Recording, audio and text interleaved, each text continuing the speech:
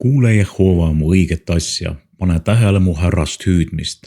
Võta kuulda mu palvet, mis pole petiste huulte oma. Su palge eest tulgu minule õiglane otsus, su silmad näevad, mis on õige. Kui sa katsud läbi mu südant, tuled öösel mind vaatama ja uurid mind, siis sa ei leia midagi. Kui ma mõtlesin kurja, siis ei pääsenud see üle mu huulte. Inimlikes tegudes olen ma sinu huulte sõnade tõttu hoidunud üleannetumaist teeradadest. Mu sammud hoidsid kinni su jälgedest, mu jalad ei kõikunud. Mina hüüan su poole, sest sina, Jumal, vastad minule. Kääna oma kõrv mu poole, kuule mu kõnet.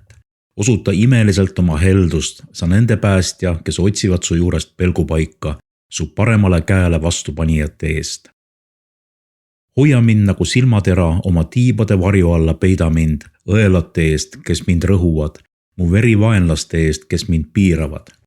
Nad on sulgenud rasvaga oma südame, oma suuga nad räägivad ülbesti.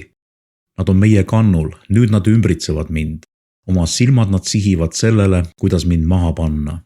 Nad on nagu lõukoer, kellel on himu murda, ja nagu noor lõvi, kes peidus varitseb. Tõuse Jehova, astu tema vastu, suru ta kokku. Päästa mu hing õela käest oma mõõgaga, meeste käest oma käega, oh Jehova, meeste käest, kes on maailmast, kellede osa on siin elus, kelle kõhu sa täidad oma varaga, kelle pojad saavad rohkesti ja kes panevad ülejäägi hoiule oma lastele. Mina saan näha su palet õiguses, ma täitun su palge paistusest, kui ma ärkan.